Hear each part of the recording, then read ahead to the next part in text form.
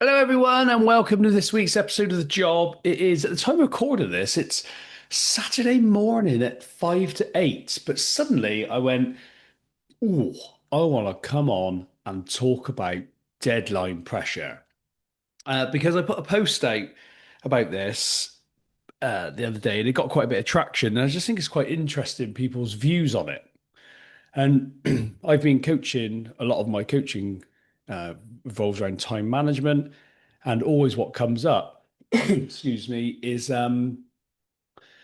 deadline pressure and people's reliance on it. And what made me start talking about this was someone I follow on Instagram was actually saying to people, they were saying about how they leave things to the last minute and they love that last minute sort of chaos and carnage and actually saying, yeah, come on, leave it to the last minute. And I'm not here to throw stones because I think everyone's got their different approaches. I never think mine's the right way because I think we're all wrong, aren't we, to a certain extent?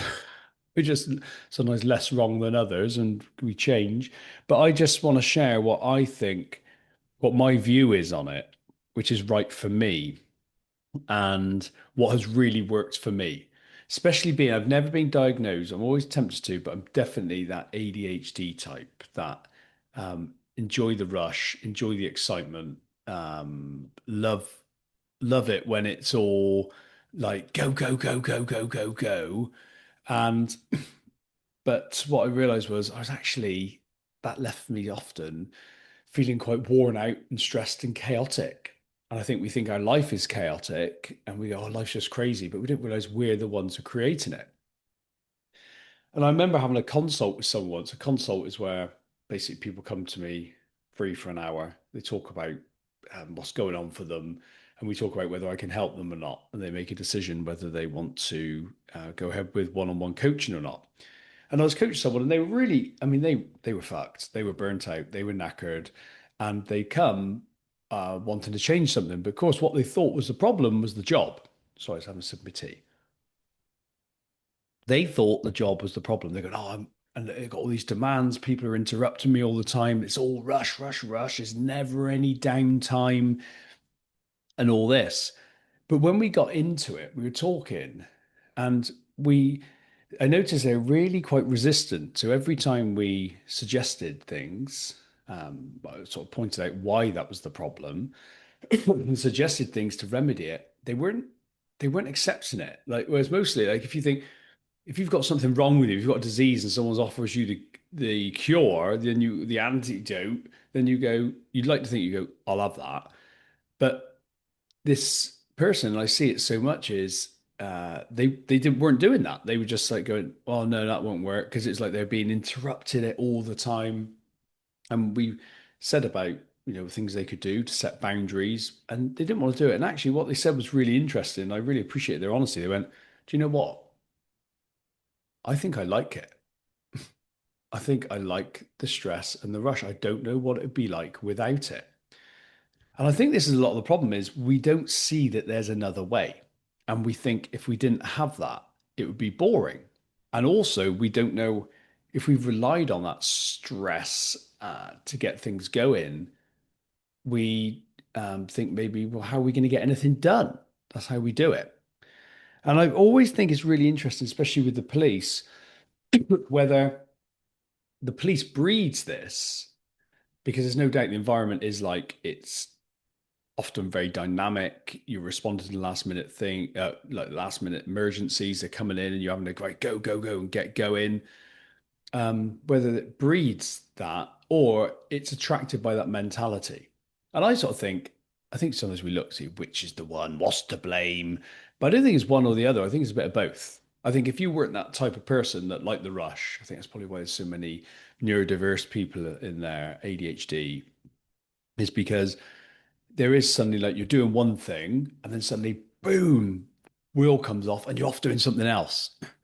And then you're off and it's all exciting. And then you've got this high of these hormones, whether it's excitement and sometimes it is like the stress of like, shit, we're not going to get this done. We got no resources, but you get it across the line. It's like that buzz of that. I remember when I was on the squads and we used to put different assets out, like to be stolen and tracked and all this. And it was such a rush. Like you're doing a job where you had a deadline, you had a deadline of a report, but suddenly the alarm would go off that this thing's being nicked, and you'd have to dump that. And you'd be like, fuck, you have all the excitement. You'd be running at the door, and you might be staying on late then to deal with this thing. But it was like it was really exciting and it gets addictive. And there's no doubt about it. We get addicted to those hormones of stress. Um, and I think there's two things. One, we like them, that we like the feel of them. They are like drugs. But also, I think we become reliant on them. We don't know how to perform without those hormones of stress.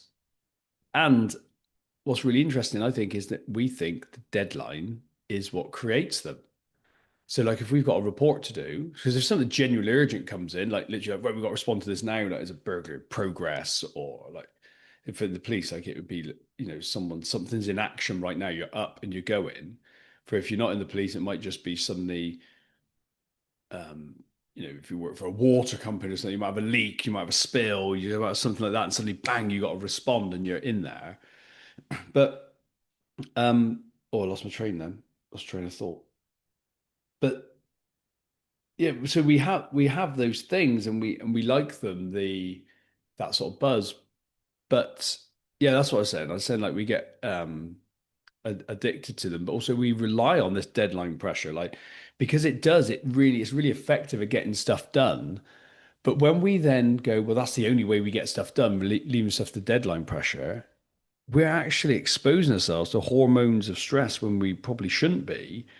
And we're not designed to be in that state all the time. And then we wonder why we've got high blood pressure and we're exhausted, we're burnt out, and basically we pay the price when we get older.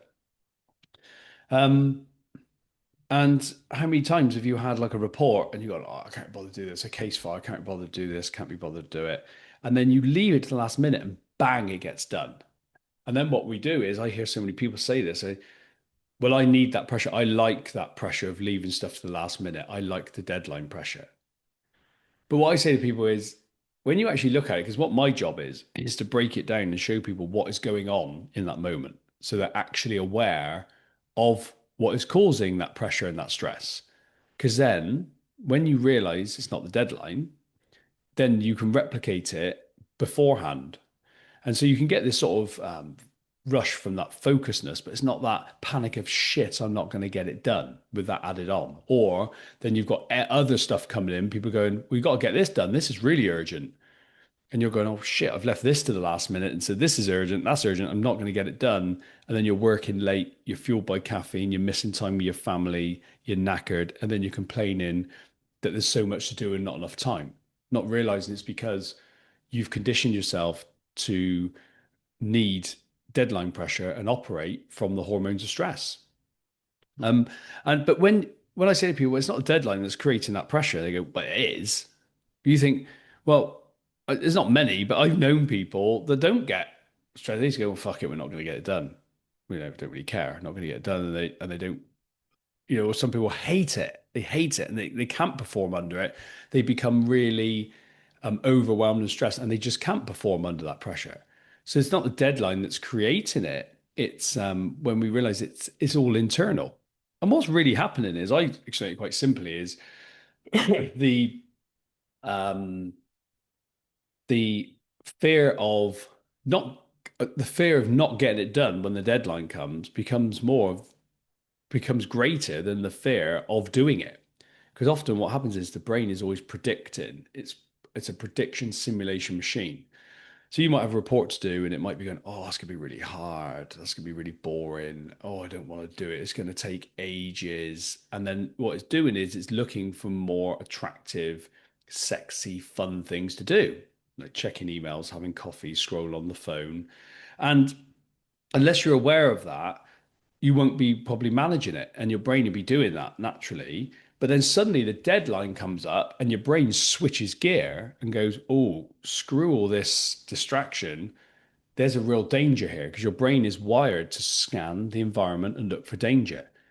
Now it's got a danger because it goes, well, if we don't get this done, we're going to get in the shit. we're going to get in trouble. We're going to get judged. We're going to, you could lose your job. You could lose this contract.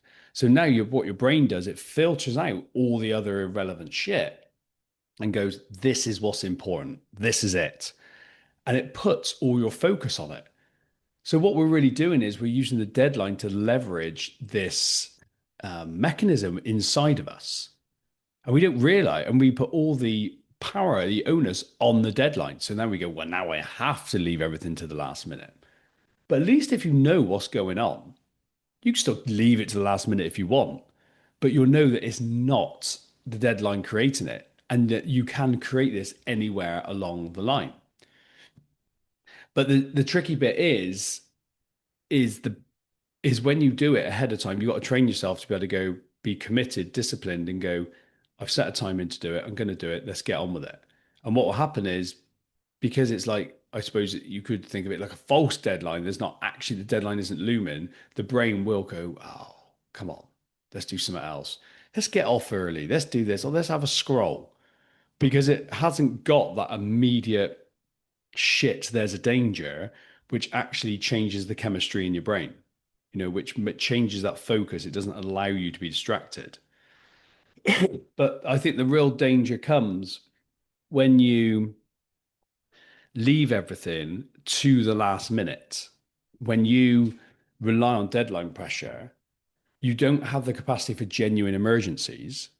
And I always used to say that. That's the only reason I used to give. But what I realized recently, this week, is you don't also have the capacity for doing fun things.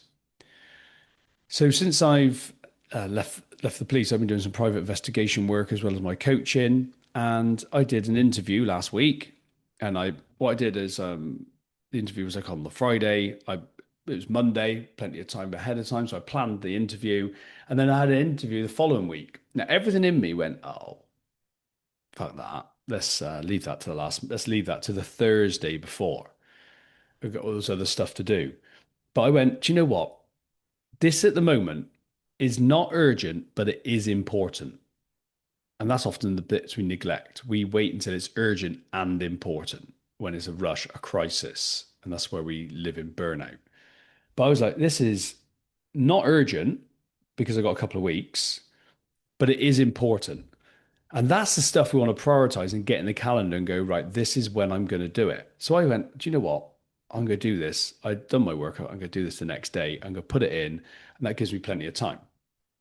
Now, interestingly, issues came up along the way, documentation I didn't have, but I had fucking loads of time to do it. And I gave myself, because a lot of people go, well, what I do is I then drift. If I haven't got that deadline, I just take hours and I mess about. Well, that's not a, that you can't, that's not a reason to leave it to the deadline. That is a discipline issue. That's you training your brain to be distracted and going off for that distraction. So then, but like I said before, but when you've got that deadline, your brain then goes, your brain switches that off and goes, this is more important than that. And so it doesn't allow you to be distracted. But for me, I then sat there and went, I'm going to do that. And I put the timer on. And this is something people don't do. I noticed this. I was coaching one of my clients on time management. And of course, when you do something and you've been doing it for years, you think it's very natural and everyone does it. But I certainly never used to, is when you go, right, this is what we've got to do. This is what we're trying to achieve. Let's break it down. What are the things we got to do, the obstacles, the strategies, the obstacles in our way and the strategies to overcome it. And then you've got this list of things you need to do. And you go, right, how long is that going to take me? And when am I going to do it? That's the key bit. Like, how long is this going to take? How long am I going to give myself to do this? And when am I going to do it? Whereas a lot of people go, I'm just going to plan an interview. And if there's no deadline, they don't give themselves a time. And of course, the brain, if you're a perfectionist, it won't want to finish it. Because I think perfectionists definitely like leaving stuff to the last minute, which is ironic because now they're rushing and they want to do it perfect. But you sort of leave it. You're, the thread's gone. Like keep so much whizzing around in my head that I want to say. Keep losing, keep losing it. But yeah, you sort of you're leaving it to the last minute, and you've got all this. You've I know where I was. I was saying like you've got this, when you when you aren't leaving it to the last minute. I'm back. When you're not leaving it to the last minute, you've got this time and you drift and you sort of go beyond your time and all this. And you go, well, actually, it's when you actually set a time, what you do is you do create a pressure, but it's like a healthy pressure of being able to get it done in a time without thinking, shit, I'm not going to get this done. So instead of drifting, when you're planning it ahead of time and not relying on a deadline, what I did with this planning the interview was I just went, right, this is the time I've got. I'm going to give myself 2 hours to plan this interview. These are the actions I need to take. I need to review this document, this document, this document. It's done in 2 hours. And I sit there, no distractions, really focused, and I got it done. And then you put it away and you go, oh, you feel really good because what happens is your brain is quieter because it's not bloody thinking then for the next week, shit, I got to get that done. How many of you who leave stuff to the last minute say you need to perform, but what you're doing is, say you put it off for 2 weeks, you're spending that 2 weeks with it flashing into your mind going, shit, I got to get that done. Oh shit, I got to get that done. Oh bloody hell, I'm not going to get that done in time. So it's consuming all your time. But I went, right, let's get it done. I know my brain doesn't want to do it because it's not yet urgent. And it's like a kid, it wants to do all the fun things, but we go, no, sit down, get it done. I had all that free space in my head. But also what the big advantage was, it came to the Thursday when I old me would have left it to do, or even the Friday morning. But it came to the Thursday, and I had a cancelled commitment. The work I was doing, I sometimes do some mentoring as well, and that was cancelled. And and suddenly I had this free time. Whereas normally I'd be like, shit, I gotta get that interview done. And I would have been rushing to do it. It was raining, and I was like, I can go kayaking because I had nothing urgent or important to do. All my non-urgent important stuff had been done. And I suddenly, if something then lands in my lap that's really urgent, I got capacity to deal with it. But this fun thing landed in my lap. It's summer, it's raining, which I know a lot of you think that happens a lot. But if you're a kayaker, you don't really get enough rain in the summer to paddle. We rely on the winter, unless we're going to artificial courses. But down on the upper dart, you need the rain and you need quite a bit of it. And suddenly it's raining, and I was like, shit, there's an opportunity here. And I was phoning my mate. We got in the car, drove down, got there 12:30, and stayed there till I think we got off the river at 8:30. We had like 3 laps of the upper dart, and all the time not thinking, shit, I got to get home. I got to get home. Was when I used to leave things to the last minute. What I do is I'd be going, I go, oh, fuck, I want to do that. I want to do it. And I rush down there and I rush through that activity, get off the river and then rush home and then get doing this thing and rush. And it is addictive to do that. But what I found was I get more time to do fun things and get my rush that way. And it's led to me, for me, it's led to a calmer life, but not a boring life. It's actually more fun because when someone says, "Do you want to do this?" I've actually got more capacity to drop stuff and go, "Yeah, I can do that," rather than going, "Oh, my life's so busy. I can't possibly do that." And it is just nice. But what you've got to do really is if you want to get out of the deadline pressure, you first got to become aware that it's not the deadline that's creating it. It's just the brain going, basically, what happens is there's a change in thought process. So, and this is what you need to do first of all. Every change starts with awareness. So if you want to change and you want just, or even if you don't want to change, just become aware of it. Just become aware of what's happening. Say like the deadline's quite far away and you've got some work to do and you know it's really important, it needs to be done, but just notice what your brain is saying. So you literally just listen to yourself. It sounds weird, but your voice, there's a little voice in your head that be chattering. And think about doing the work ahead of time and watch what your brain does. And your brain goes, oh, God, I can't bother with that. It's going to be so hard. It's going to take a long time. Oh, it's sunshine. We could be outside doing this. And it comes up with, oh, it's scrolling. And notice what you're doing, scrolling on your phone and all that. That's the awareness stage because you want to be noticing what your brain is doing. It's driving, like it's got no urgency, it's got no motivation. And then notice when it's the last minute, just notice what your brain is doing. Now, typically, it'd probably be slightly different for everyone, but typically what happens is whenever I coach anyone on it, we talk about it, they go beforehand, they're going, oh, I just can't be bothered. I just can't, I'm not motivated. I don't feel like doing it. Because that's the problem. We wait till we feel like doing it, and then that moment doesn't come.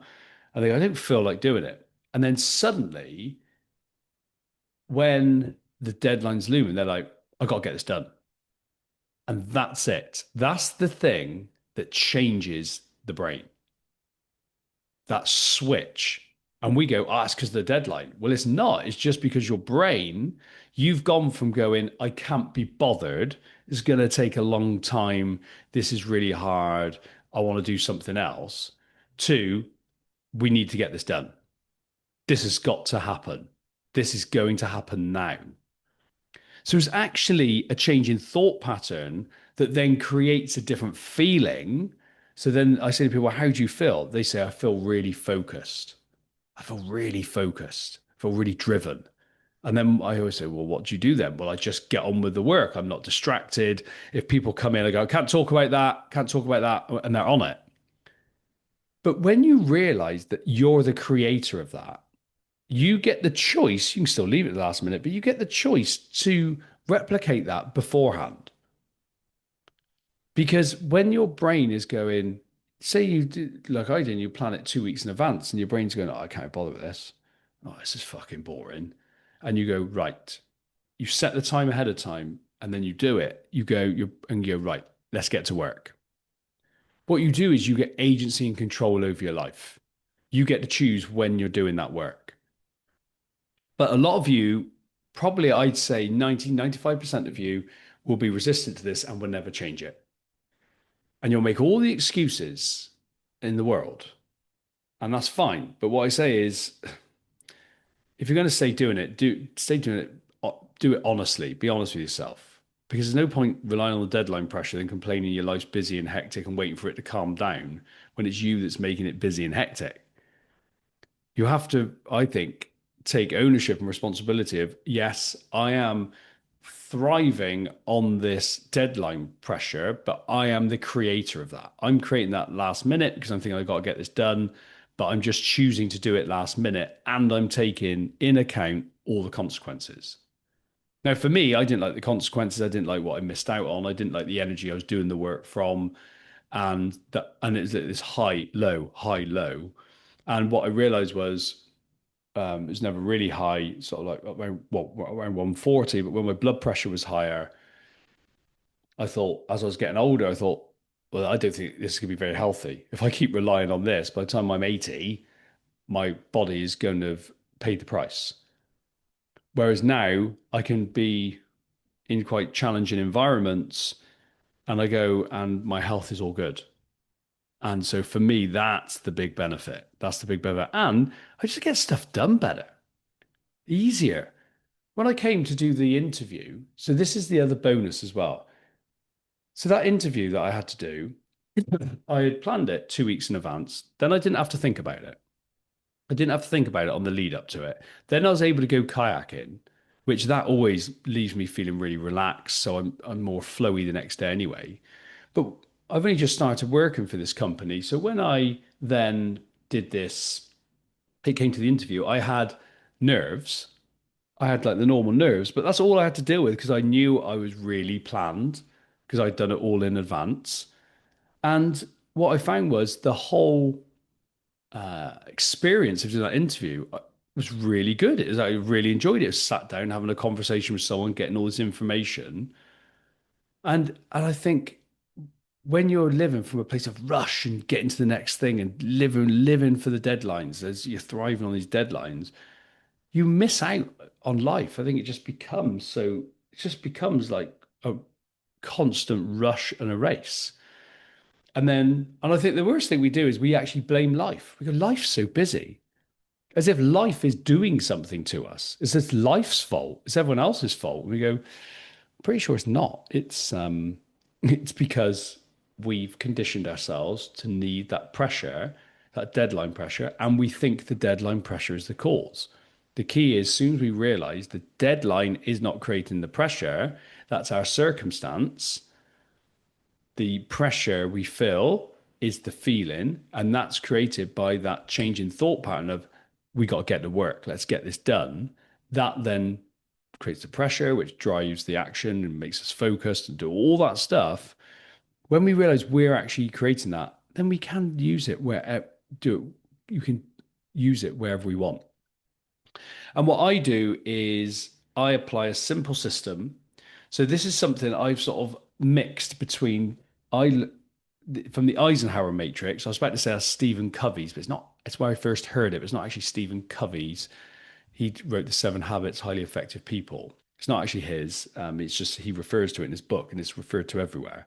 It's from President Eisenhower, and basically you've got 4 quadrants. If it tell you what I'll do, I'm going to draw it quickly up on my board. So if you listen to the YouTube, go to whatever time this is on it, and you'll see it.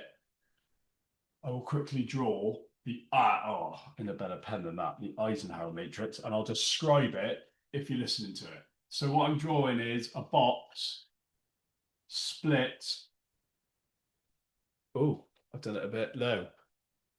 All the fucking whiteboard. But I'm drawing a very crude box split into 4. So imagine you've got 4 equal boxes, and the top left box is urgent and important. Okay, that's where all your crisis and deadline is, and it leads to burnout. That's what it really leads to, a bit of burnout. And then in the one next to that on the right, you've got not urgent, and important. So that's the stuff we've been talking about. It's not. It's like your self-care, not deadline driven, but it's just. And this is where the prioritizer sits. Now he does. That's where we want to be spending most of our time. I have no idea how I just spelled prioritizer. And then in the quadrant below, you've got he has not urgent. He has urgent but not important. So this is below the urgent important quadrant. And he talks about this being interruptions and needless emails and stuff like that. And this is where the people pleaser sits. So this is where the people pleaser sits. They're constantly at the beck and call of everyone's demands. And then you've got this other one, not urgent, not important. And this is where they refer to as the slacker. And this is all the scrolling, and it's just busy shit. It literally is pointless. Now, I was reading Dan Meredith's book the other day, and he came up with a 1, 2, 3 system. Do you know, I've just realized if you are watching that on YouTube, we've written it so badly, you can't see it anyway. If you want it, send me a message, and I've done a really nice PDF of it. So give me a shout, and I'll send it to you. My email is Johnny JONNY Bevan BEVAN at outlook.com, and I'll send you one because that is shit. But I listened to Dan Meredith's book the other day, and he had this 1, 2, 3 system where when he's in business, so he's talking about 1 is really important, it's urgent, but also it's like money making stuff, and but it wasn't really relevant to things like the police. And so I've taken that 1, 2, 3 system, changed it, and adapted it to this Eisenhower matrix. So when I'm looking at stuff, when I'm looking and planning, the reason this is key is because when you're planning ahead, you're not then relying on that deadline pressure. You're looking at what's important. But with your jobs, you're labeling them 1, 2, or 3. Now, 1 for me is urgent and important. So this is deadline, pressing, needs to be done right now. And then you got 2. So number 1 is like that top left quadrant, but number 2 is not urgent and important. Simple as that. So not urgent and important. Number one, urgent, important. Ah, fuck, this needs to be done. This has to be done now. Let's get it done. Number two, not urgent and important, as in, this is bloody important. The deadline's far away, but, and this really needs to be done. Um, and then you've got three, which covers the other two quadrants: interruptions, inquiries that people make. I'm sorry, I was a bit far away from the mic there. Inquiries that people make that want you that are urgent to them, but just aren't fucking urgent. You know, emails that you think need to be responded to straight away. And then you find the person's out of office for 2 weeks, all that shit. And also the scrolling, the needless, the busy stuff, the stuff we do just to fill up time because we're nervous of doing the important stuff. So when anything comes in, I am mentally or sometimes actually writing up, is this a one, two, or three? If it's a three, what I do with all these things is look and go, um, I call it the four Ds. I picked up the concept from my time hacker community, is like, can I delete it? Can I delegate it?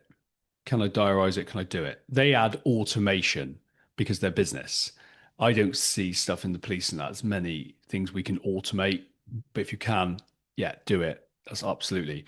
But if you think of it as like the four Ds, you're going to delete it, delegate it, diarize it, or do it. So when something comes up and I got to do it. So for example, how I do this, I got to do this interview, um, and then I go right. I got to plan the interview. So I always run through these options first. Right? Can I delete it? Does this have to be done? And you go, well, do I have to plan it? Well, I haven't got to, but it's actually going to be better to do it. So yeah, I'm not going to delete it. But we first want to consider that because so much shit we do, we don't have to. They go, can I delegate it? Can someone else do it for me? Well, actually, in this what I'm doing, no, because I don't work with people. But sometimes it might be another interview that I go, shit, I ain't got time to do this. Oh, someone else on this organization that could do that. I could put an email out and get them to do it. So we want to consider whether we delete it or delegate it. And then if not, what I'm doing is after I've given it this number, I'm then deciding whether, I've decided whether I could delete it, decided whether I can delegate it. Then I'm like, when am I going to do this? Am I going to diarize it, third day diarize it, or am I going to do it? It's not on a list. It's not left to the last minute. It's either diarized or done.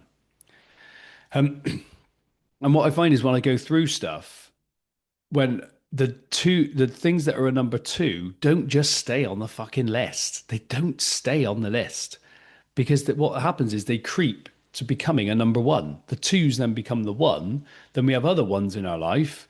We're reliant on this stress and like pressure from the what we think is created by the deadline, and suddenly our life is chaos. But when you do it this way, you go, actually, that's a two. Like planning this interview, that's a two. That's not urgent at the moment, but it's really important. And then I go, right, that's how long that's going to take, and I put it in the calendar. And I know I'm not going to want to do it when the time comes, but I go, I'm going to do that. I am going to do that. That is done. It's going to be bored out of the way. Shit, anyway. So, and then yeah, and you then what you do is you put it in the calendar, and then you get it done. And what you got to do then is learn the skill of getting it done when you don't want to do it without having the deadline pressure. That takes time. Does it take time? No, it doesn't take time. We don't want to give time the credit. It takes consistency. It takes practice and it takes training. It doesn't take time. It takes training because your brain will want to go for the fun thing, and then what you're going to do is go, no, we're doing this, and you train yourself to be focused without having the stress of the looming deadline. So that's your twos. Obviously, your threes are fucking kicked out, and you leave time to check your emails.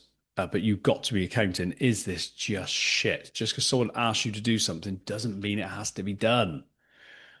But if you've got a number one, well, that's got to be done, hasn't it? It's got to be done, and it's got to be done. It's got to take. If no one else can do it, if you can't delegate it, then it's got to be done in that moment because it's time bound, it's urgent, and it's important. But what I find is the more you do this, the less is going to be in that number one box. So in that top left quadrant of the, I'll bring my board back, let me shit picture if you're on YouTube.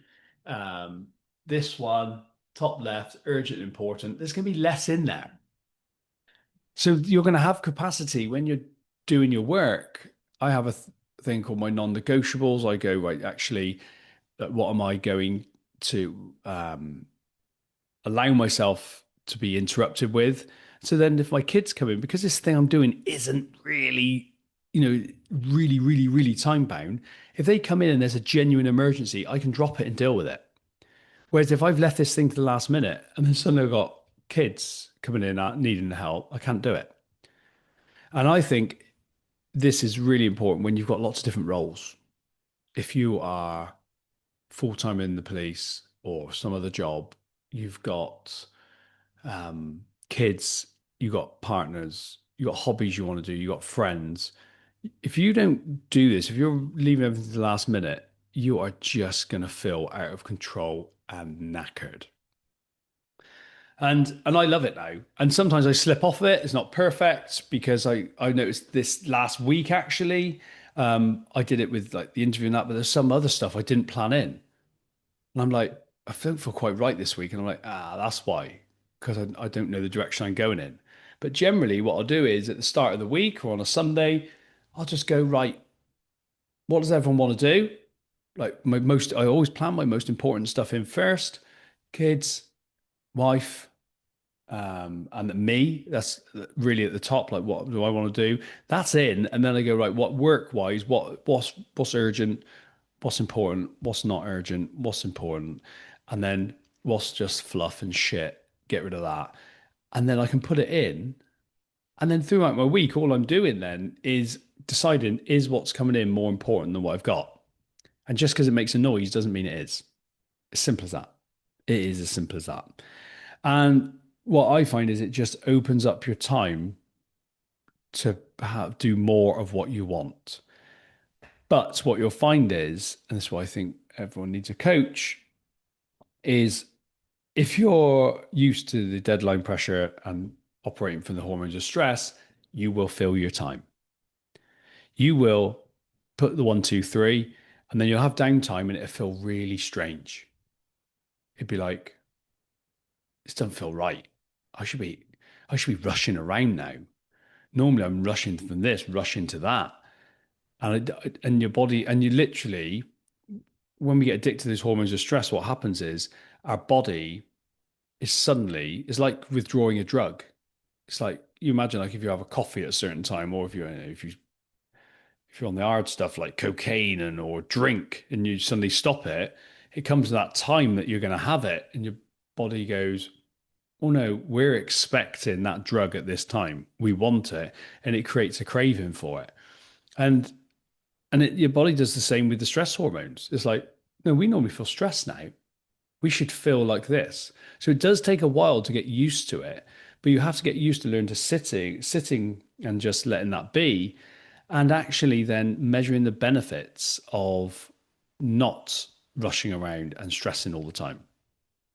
And well, for me, the benefits of my health, all the fun stuff I can do, the time I have with my kids, I can actually listen and be more present with them.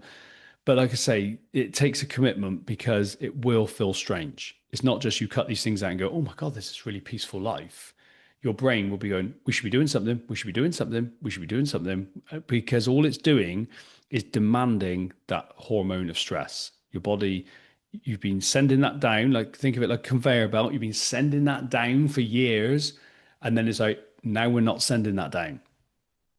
If you imagine like a production line, you've got one person going, yeah, here's the stress, and the other one's down the other end of the conveyor belt going, thank you.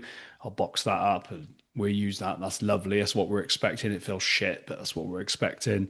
And then suddenly he's down the other end of the conveyor belt and he's not getting what he normally gets. So he's hitting the alarms. Come on, we need stress. We need stress down here. Thank you. What's going on? And there is a moment of a period of discomfort when you stop sending those hormones down the line. That is normal. You got to be wanting to stop that. You got to be willing to feel that. and realize your brain will trick you into getting it. And we'll go, oh yeah, well, I'm ADHD. I need that. I thrive off it. I love it. And that's fine if you want to believe that. That's fine if you want to believe it and you want to do it. But just look at the cost because life is not busy. I'll tell you that now. When you look at life, when you look out your window, life is not inherently busy. We make it busy. We've added so much to our life and we love the hormones of stress. And we just then what we do is we cram stuff in, leaving stuff to the last minute so we can get our hit. We're like stress junkies. Think of a drug addict looking at doing anything to get that hit. We're doing exactly the same. We're going, we need the stress. We need that to feel alive. So what I'm going to do, I'm going to use my environment to create that. But then what I find is the ironic thing is we then complain about it. We then complain about it. So this podcast, probably should have said this at the start, isn't for the people that don't want to change it. If you go, well, actually, I want to keep it, I want to do it. I've met many people like that. I've done presentations and they've gone, I hear what you say, but I love a deadline pressure. That's fine. That's fine. This is for the people that are going, something right here. My blood pressure's high. I'm snapping at the kids. I'm feeling stressed. I'm drinking to feel de-stressed. For me, my weight used to shed. I don't have time to train. Everything's a rush. I'm waiting to do stuff and I'm just not enjoying it. That's who this podcast is for. Yeah, so that's it. Deadline pressure. Key bits. Remember, deadline doesn't create the pressure. It's your brain. Your brain goes from, I can't be bothered, to let's get to work. Let's get this done. You can, if you want to create that ahead of time, you've got to become aware of that. And the easiest way is to plan ahead. So get your task, break it down, and then stick to that plan. Stick it in the calendar. Assign a time to it, and actually go. That's when I'm going to do it. And then when you come to do it, you're not going to want to do it. Your brain's going to be distracted, and you just harness that thought process that you use when the deadline looms of let's get to work, let's get this done. Then you get it done, and then you measure the benefits, you rest, and then you look at the capacity you've got for doing all the other fun stuff because the urgent stuff, you haven't got so much in your urgent tray because you've nipped it off at the bud. And if you ever need help with it, you only got to reach out and contact. I work with people one-on-one. That's how I used to do group settings. But what I find, especially the cops, they weren't really into the group side of things. So at the moment, I work one-on-one with people. And if you go, I want some help with this, come and have a chat. I'll tell you now, it's not for people that want a cheap fix. It's not that. Because this is permanent change that gets into the programming, the wiring of your brain, and you take that thing and you make changes very in a short space of time. You might have been hanging on to something for ages, but it's not. It's not a cheap fix. It's an investment in you. So it's really, I would say, for most people listening to this, my one-on-one work that I do is, and I don't mean this disrespectfully, is probably not for you. It's probably not for you. It's only for a very few. Because I get it. I wasn't the person for a while, which is why I do this podcast, because then you get to listen and you can apply it and you can apply these things. But I really do think you can only take yourself so far on your own. There's a point where you go, I need some help with this. And that's why if you look at every film out there, the hero's journey is the person that realizes they got a problem, goes out to fix it themselves. You watch any film, whatever it is, and then they struggle, then they fail and they go back, and then someone comes along, some wiser, elderly gentleman, normally with a kind touch, and then helps them, gives them wisdom, and then this person goes along, realizes they can't do it on their own, and then becomes the person they want to be. That's where the coaching comes in, when we've taken ourselves as far as we can and we want a rocket boost. So if you ever are interested, give us a shout. If not, carry on listening. Share these episodes to people you think will benefit from them. Because that's the reason I do it, because I just realize I want to give as much value to people out there, and just share the stuff I've learned, because um, if we can learn from each other, then we don't all have to go through the same shit, do we? Right, lovely. I'm rambling now. Take it steady, and have a good one. I'll speak to you later. Bye bye.